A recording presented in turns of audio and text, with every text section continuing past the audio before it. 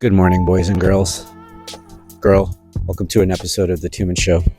We're back on the E30, and what are we doing? We're up in Topanga. We're going to discuss this magic number. So that magic number that you might be thinking of is a 10-to-1 ratio. What that means is when you have a 2,000-pound car, you're looking at 200 horsepower, and when you have a 3,000-pound car, 300 horsepower. Makes sense, right? What would a 2,500-pound car look like with 250 horsepower?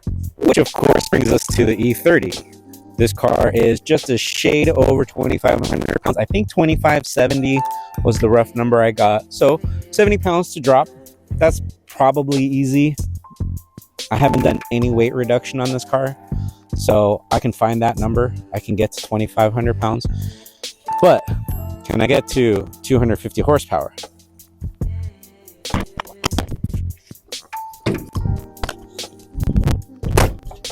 Gotta love that rear hinge hood. So now we're discussing how can we get 250 out of here. This is a 2.7i. It makes maybe 168 horsepower. Why do I say maybe? Well, a regular M20 B25 makes 168 horsepower, but an M20 B25 has about a 9-to-1 compression ratio. When you do the 2.7i swap and you put the 885 head on the stroker at a bottom end, you actually lose compression. It drops it to about 8.5-to-1. So realistically, with the same setup, you might see a little more torque, but you're definitely going to lose a little bit of horsepower. So 160? I don't know. That's a long ways away from 250 though. And we're going to dyno this to figure out what exactly this setup makes before we take it out. What are we going to replace it with? Glad you asked. 24 valve is the first thing that comes to my mind. Probably yours too. Well, it's been done before. They start at 240 horsepower, but what happens from there? You have a, at newest, 25, almost 30-year-old motor, so it's going to need to be refreshed. You're adding weight on the front wheels, to which M3s actually wanted to take weight off the front wheels. So there was the aluminum block M52, which did make the 265. So I technically could do that same setup again. But you know, variety is the spice of life for something like that. So I could do a S14 M3 motor that can make 250 horsepower. That will cost a ton of money, and I don't want to do that, especially with this car. So I'm going to do something I've wanted to do for a long time. I'm going to take an M20 B27 and we're going to put some 10-to-1 compression ratio pistons in it. It will obviously fix the compression ratio. It's a properly domed piston for the 885 head. Without getting into the weeds, that's one of the reasons why it's a mismatch on the pistons, why the compression ratio drops. And yeah, so let's head over to JMP and see just exactly what we can do. We're going to dyno this one, and then we're going to come back later when he has finished with the new motor in there. Hopefully it won't be as dirty as this one. Probably will be though, so who knows. If you ever been to JMP Autowerkz, it's a BMW lover's heaven. Lots of various awesome cars in various states of tune. That looks like, oh wait, that's not my car. So unfortunately, dyno's tied up. I'm not going to be able to get the video, but Jerick said he will send me the video and we'll insert that now along with the dyno plot. So put your guesses in what you think the 2.7i is going to make, and tell me what you think my 10-to-1 2.8 is going to make. We'll find out in just a minute together. So with the car strapped on the dyno, we get to finally see what the 2.7 made. And shockingly, it actually did better than I thought. 145 at the wheels and 155 torque. That's the benefit of the stroker motor, more torque. But here's what we're looking for. 191 wheel horsepower, 192 torque.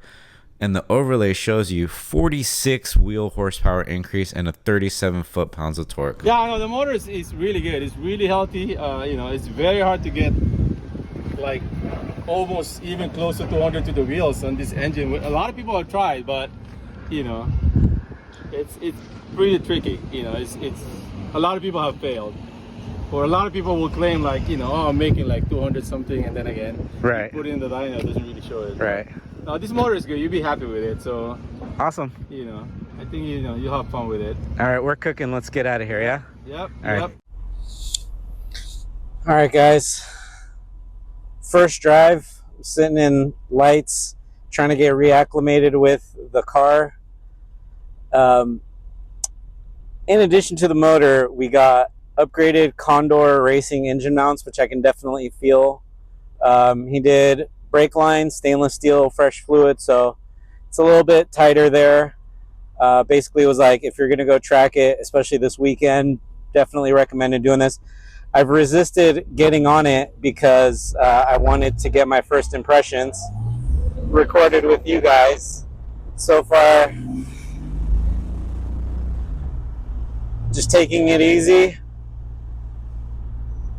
There's not really anything to do except get in trouble, so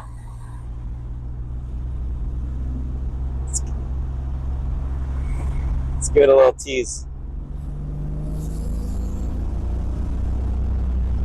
Okay.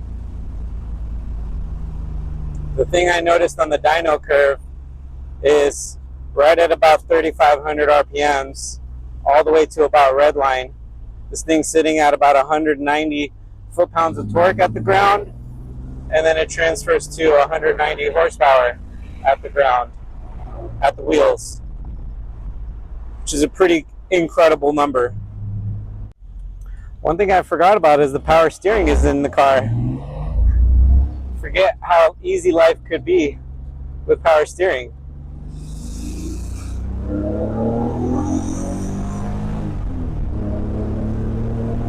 Oh yeah. Get on those brakes. This feels like the right amount of power.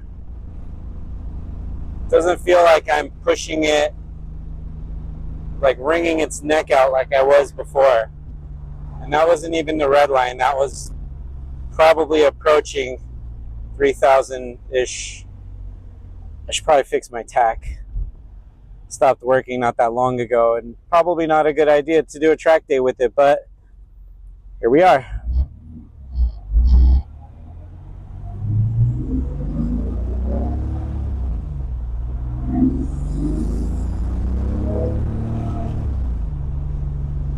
Definitely think these engine mounts are going to be the first thing to change.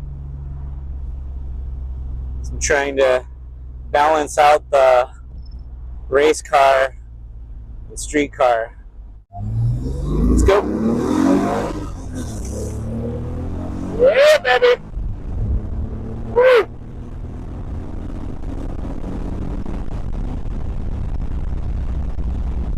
All right, slow down.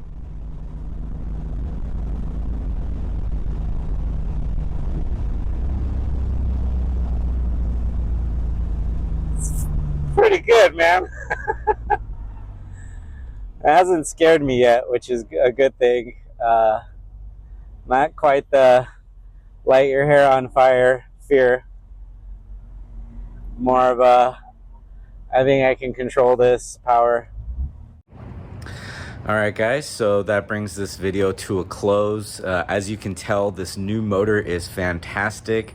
Why does the car look a little bit different? Well, we're a little bit in the future, and you're gonna have to stay tuned for the next one to see and explain all of this stuff that you're seeing behind me. Bottom line, this is a great engine. This is a great path forward for the car, and I'm very, very happy with my decision.